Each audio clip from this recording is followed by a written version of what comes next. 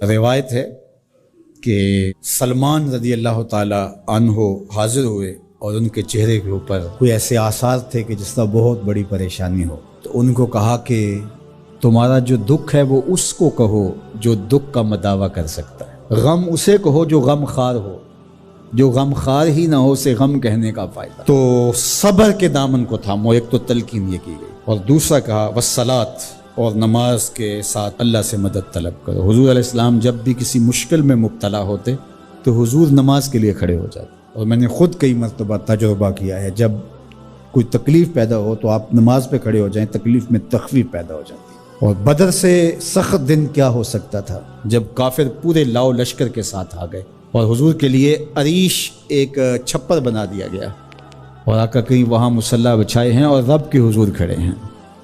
مشکل کے وقت جب کوئی سبب نہ رہے تو اس کے حضور آ جاؤ، وہ تمہاری ضرورتوں کا کفیل ہے۔ وَإِنَّهَا لَكَبِيرَةٌ إِلَّا عَلَى الْخَاشِعِينَ، اور یہ بہت بھاری ہے نماز پڑھنا اور صبر کرنا، لیکن جو اللہ کا خوف سینے میں پالنے والے لوگ ہیں، رکھنے والے لوگ ہیں، ان کے لیے مشکل نہیں۔ بچے کو صبح اٹھائیں آپ نماز کے لیے تو وہ اٹھتا ہی نہیں ہے، بار بار کہہ کے اس کو اٹھانا پڑتا ہے، اور اس نے سوات کی سیر کے لیے جانا ہو اور دوستوں کو ٹائم دیا ہو، تہجد کے وقت ہی تیار ہو کے بیٹھ جاتا ہے۔ اس کا مطلب ہے کہ اس کو نماز کا شوق نہیں ہے، اس کا شوق تھا، جس کا شوق تھا اس کے لیے اٹھنا بھاری نہ ہوا۔ میرے والد گرامی سے کسی نے کہا جی جاگ نہیں آتی، تو فرمانے لگے صبح منڈی جانا ہو تو جاگ آ جاتی ہے، کچہریوں میں تاریخ ہو تو یاد آ جاتی ہے۔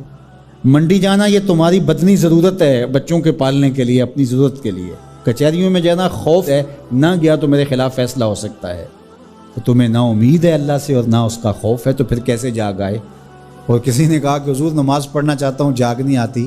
اللہ اکبر، کہنے لگے ارادہ اگر پکا ہو تو نیند نہیں آتی، بار بار اٹھ کے ٹائم دیکھتے ہیں وقت تو نہ گزر جائے۔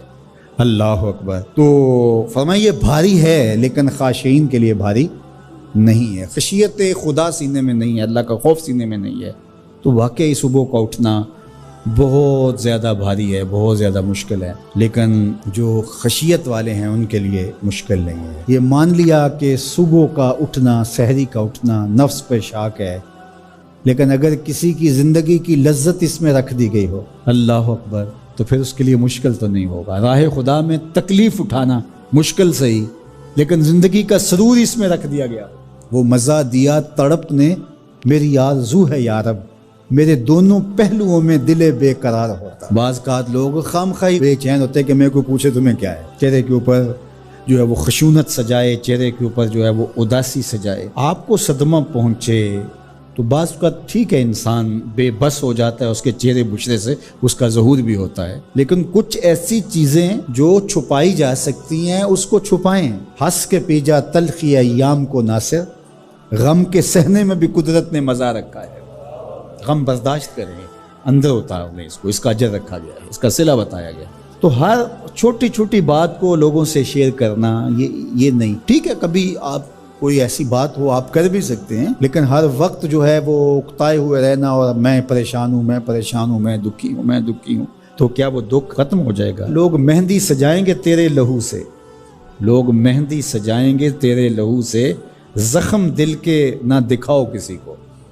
لوگ تو اس سے طرح مذاق بھی اڑائیں گے، اور جب تم ہنستے ہو تو زمانہ تمہارے ساتھ ہنستا ہے، اور جب تم روتے ہو تو زمانہ تمہارے ساتھ نہیں روتا۔ اس لیے یہ آنسو بڑے قیمتی ہیں، وہی بہاؤ جہاں شان کریمی موتی سمجھ کے چن لے۔ یوں ضائع نہ کرو، یوں ان کو برباد نہ کرو، لوگوں کے سامنے رسوا نہ کرو اپنے آپ کو۔